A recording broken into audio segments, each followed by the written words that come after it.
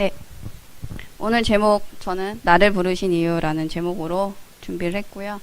그 수경이가 방금 전에 발표한 그 책이랑 그 앞에 제가 읽었던 책은 뇌파진동이라는 책도 하나 더 읽었는데 그 두 가지를 조금 같이 좀 해서 수경이가 얘기한 부분을 조금 이제 제가 좀 스킵하고 좀 얘기하도록 하겠습니다.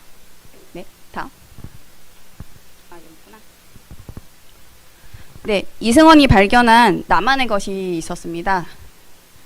이승원이 어렸을 때 이제 그 손꼽히는 문제야, 지역 내에서. 근데 이제 이승원이 갖고 있던 질문이 하나 있었어요. 부모님께 항상 이런 질문을 했어요. 나는 왜 이곳에 있을까요? 여기서 뭐 하는 거예요? 근데 이제 이거에 대해서 부모님이 답을 줄 수가 없었던 거죠. 그러니까 이승원이 답답한 거예요. 그러니까 이승원이 이제 이러니까 이제 공부에 집중을 할 수가 없어요. 왜냐하면 저 질문에 대한 답을 못 찾았기 때문에. 그러니까 이제 부모님이 공부 잘하는 친구를 데려다가 하숙을 시키면서 이제 이승원이랑 같이 좀 해서 공부 좀 배우게 하려고 이렇게 했는데 이제 이승원이 이제 얘를 바꾼 거죠. 걔한테 질문을 계속해요. 야, 공부를 왜 해? 대학 가야 되니까. 대학 왜 가야 돼? 성공해야 되니까. 성공 왜 해야 돼? 잘 살려고. 어떻게 사는 게 잘 사는 거야? 이제 여기서부터 이제 그 친구가 대답을 못 해요. 인생의 목적이 뭐야? 내가 왜 태어나서 왜 살아가? 결국 죽으려고 공부하는 거 아니야? 그러니까 이제 그 친구가 나가버려요. 하숙 살고 있다가 이제 나가버려. 왜 답을 찾을 수 없으니까. 오히려 이제 얘한테 전염이 되니까. 근데 이제 이승원은 이제 그런 상황에도 불구하고 이 질문에 대한 답을 찾으려고 계속 자기 뇌에다가 질문을 했다고 합니다.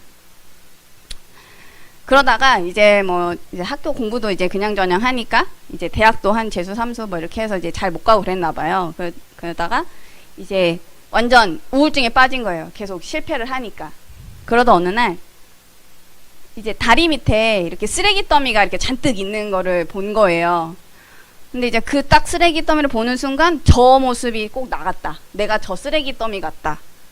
그래서 저거를 치워야겠다. 이렇게 생각을 합니다.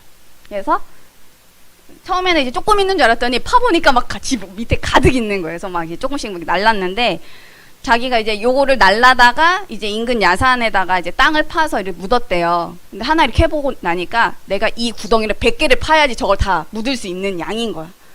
그래서 이제 한 달 동안 파가지고 이제 인근 야산에 묻고 구덩이 파서 묻고 다시 흙 덮고 그 위에 호박씨를 뿌렸어요. 이 친구가 이거를 어떻게 사용하면 좋을까 생각을 하니까 호박 농사를 지어야겠다. 아주 그냥 최상급의 걸음인 거예요. 생각을 바꾸니까. 그래서 이제 호박 농사가 대박을 칩니다. 그래서 이제 마을 주민들한테 호박 나눠주고 같이 나눠 먹고. 근데 이제 나중에 알고 보니까 저 쓰레기 더미가 지역의 골칫덩어리였던 거예요. 악취나고 거의 한 100년 가까이 이제 그렇게 있었던 거를 이 이승원이 치웠던 거예요. 그러니까 사람들이 너무 좋아하는 거죠. 그리고 호박도 나눠주고. 근데 이승원이 이거를 계기로 내가 생각을 바꾸면 무엇이든 할 수 있겠구나. 이런 생각을 하게 됩니다. 이제 오물 나르고 하는 게 한 달 동안 이렇게 쭉 나르는데 막 온몸이 까지고 피멍이 들고 이제 그러는데 자기 자신한테 이제 집중을 한 거예요. 그러면서 내면에서 나에게 하는 소리가 있어. 그거를 들으니까 내가 무엇이든 창조해낼 수 있겠다.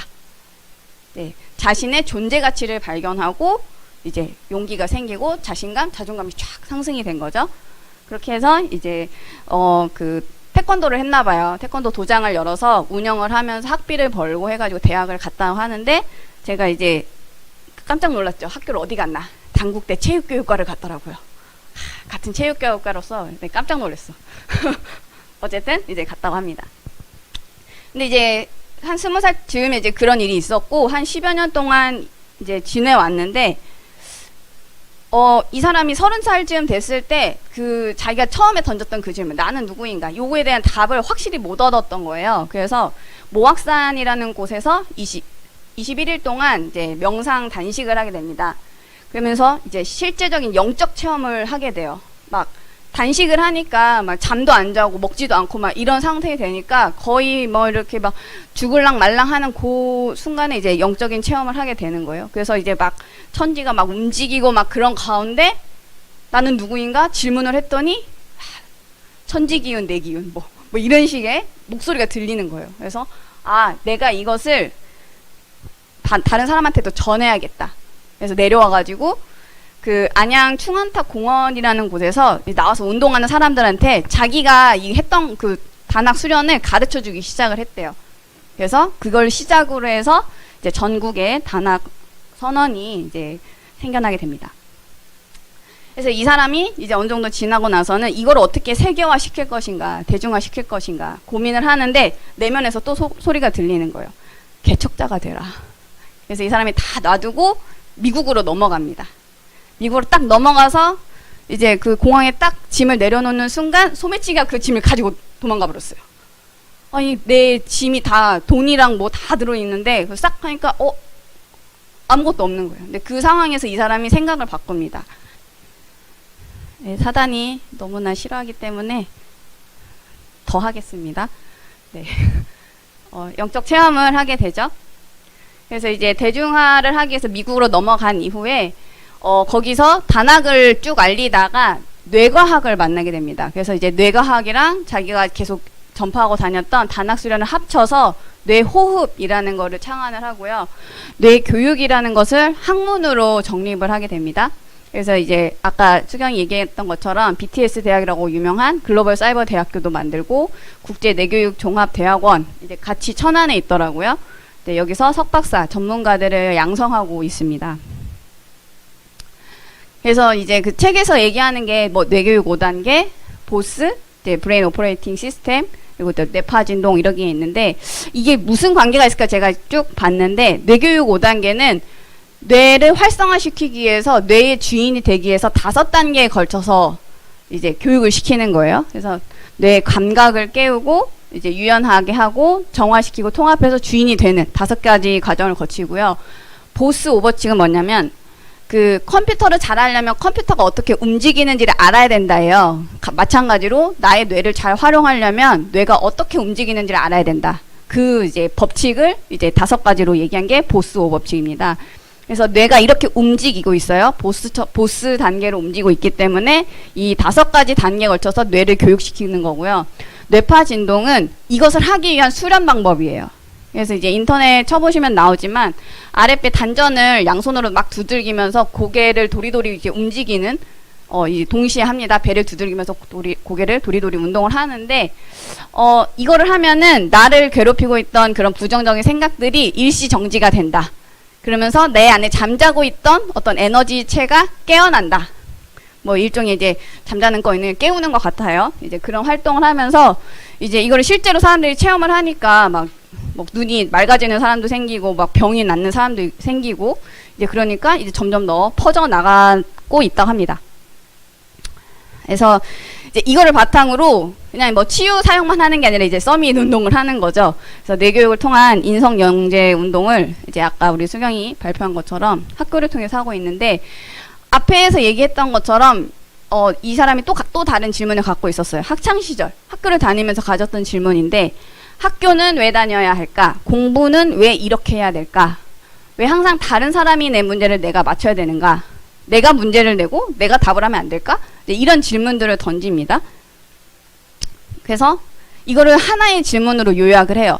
내가 다시 학교로 돌아가면 나는 어떤 학교에 다니고 싶을까? 거기에 대한 답을 이렇게 내요. 우선 시험을 안 봐. 그리고 주입식 수업을 강요하지 않아야 돼. 친구들과 이런 거 저런 거 하고 싶은 걸 해보는 그런 기회가 있으면 좋겠다. 그래서 이렇게 답을 가지고 모의 학교를 이제 하게 됩니다. 한 명의 학생을 데리고 실험을 해보는 거예요. 그 지역 명문고에서 굉장히 이제 3년 동안 장학금을 받을 만큼 공부를 잘하는 학생이 있었는데 공부를 잘하지만 자기가 뭘 좋아하는지 자기가 뭘 해야 할지 모르는 학생이 하나가 있었어요. 그래서 그 부모를 찾아가서 내가 1년 동안 얘를 교육을 시키겠다. 기회를 달라. 이제 해가지고 이제 이 친구한테 그 하나의 룰을 정해줘요. 너가 네 마음대로 다 하는데 부모의 지원이 없어. 그러니까 최대한 돈을 아낄 수 있게 인터넷 이런 수업들을 활용을 하고 직접 아르바이트를 해서 네가 필요한 용돈을 이제 충당을 해라. 그리고 이제 이 친구가 이걸 통해서 뭐 영어도 자기가 공부를 하고 뭐 수영, 뭐 학기도 뭐 이런 것들을 자기가 하고 싶었던 거를 하게 돼요. 그러고 나서 이후에는 이제 그 미국의 다널드가 있는 그 본거지인 세도나로 넘어가서 리더십 프로그램 이런 거를 참여를 하고요.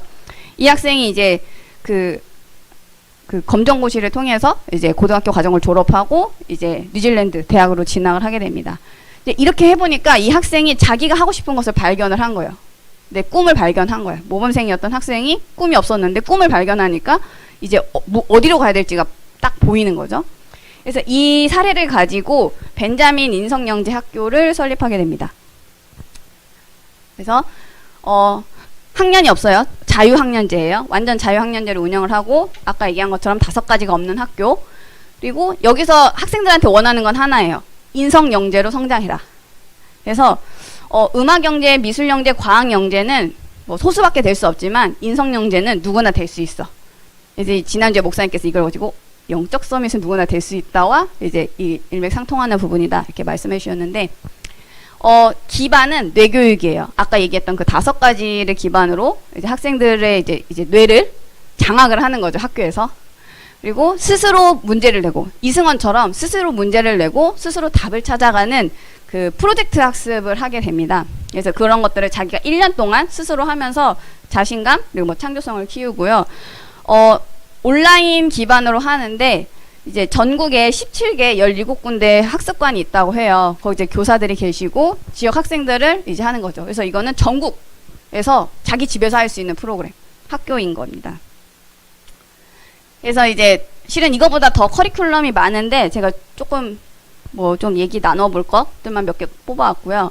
아까 벤자민 프로젝트랑 직업체험활동 아르바이트 하는 거는 이제 아까 얘기를 했고, 뇌교육 인성 수업은 그 아까 얘기했던 그 뇌교육 5단계를 통해서 학생들의 뇌를 활성화시키는, 뇌의 주인이 되도록 만드는 그런 교육들을 하고요. 뭐 아까 얘기한 것처럼 뭐 단합 이런 수련도 하고 이제 뭐 다양한 이제 교육들을 받게 됩니다. 그리고 월 단위로 월에 한 번씩 이제 1박 2일 학생 워크숍을 통해서 뭐 멘토와 만나고 또 자기가 어떤 프로젝트를 기획하고 준비하고 있는지를 또 브리핑하고 또 이제 그런 교사가 멘토를 연결시켜주고 이런 것들을 이제 워크숍에서 진행을 하고요. 벤자민 프로젝트는 1년간 뭐 10개를 해도 되고 20개라도 해도 되고 상관없어요. 자기가 원하는 만큼 하면 되고, 직업체험 활동은 교사가 그 아르바이트 할 곳에 같이 가서 취지를 설명해줘서 이제 학생들이 이제 안전하게 아르바이트 할 수 있도록 이렇게 조금 알선해주기도 한다고 합니다. 그리고 제가 조금 재미있게 본 거는 벤자민 12단 체조라는 게 있는데, 그 물구나무를 서서 걷는 것까지, 처음에는 팔굽혀펴기가 1단계예요. 근데 이게 12단계에 거쳐서 물구나무를 서서 걸어갈 수 있을 만큼까지 체력을 끌어올리는 활동입니다. 그래서 뇌가 발달하려면 체력이 있어야 된다가 이제 기본 전제로 깔려 있어요. 그래서 이제 학생들이 이런 걸 통해서 여학생들도 막 거꾸로 서서 물구나무 서서 걷기를 하는데, 이러면서 자기가 무엇이든 할 수 있다라는 걸 이제 체험을 하는 거죠. 그리고 온라인 수업은 100여 시간 정도 되는 수업을 온라인으로 학습을 시킨다고 해요. 그러니까 평일에는 이제 이렇게 하고 주 1회 학습관에 가서 또 이제 토의하고 월 1회로는 전체 모여가지고 또 이렇게 워크숍을 갖고 이런 형태로 운영된다고 합니다. 그리고 아까 그 모의 학교를 했던 그 세도나 가서 이제 글로벌 리더십 과정 이런 것들을 하는 게 있고, 뭐 이거 외에도 뭐 봉사활동, 지역사회와 함께하는 활동 뭐 이런 등등이 좀 있다고 합니다. 이거 하는데 연간 얼마가 들까요? 금액이 나와 있길래 제가 확인했는데 300만 원이 좀 안 돼요. 한 학기에 한 150, 두 번째 150 좀 안 돼가지고 한 300만 원 안 되는 돈으로 학생들이 1년 동안 자기가 하고 싶은 것을 다 하면서 꿈을 찾아가는, 애들이 그러니까 맛을 보니까 자기가 다시 일반 학교로 돌아가서 거기서 벤자민 동아리 클럽 같은 거를 이제 운영을 하고 이제 뭐 강의도 하고 해서 이제 벤자민 학교로 또 이제 안내를 또 해주고 이런 역할들을 한다고 합니다. 그래서 제가 이것을 이제 2개 책을 보면서 이제 무엇을 느꼈냐면, 우리가 해야 될 것은 3가지 보좌화다. 실은 이렇게 되기까지에는 시작이 있었거든요. 이승헌이라는 사람이 이제 시작을 했고, 그 사람이 어떤 질문을 통해서 답을 찾는 이제 24의 과정을 통해서 이게 237로 뻗어나가는 이제 그런 과정들이 이제 보여졌는데, 그럼 우리는 어떻게 해야 될 것인가? 첫 번째는 개인 보좌하다. 이승헌이 24가 되니까 자기가 해야 될 것이 딱 보이는 거죠. 그럼 우리도 복음으로. 여기서 인성영재 가는데 우리는 복음, 영적 서밋을 키워내려면 우선 내가 먼저 복음화, 보좌화가 되어야 되겠죠. 내가 되어지면 내가 가는 모든 곳이 선교지. 그래서 현장이 보좌화가 되고 또 이제 237로 뻗어나가는 세계 보좌화가 이루어진다. 그래서 제가 마지막으로 딱 느낀 게 뭐냐면 길이 보이면 갈 수밖에 없다.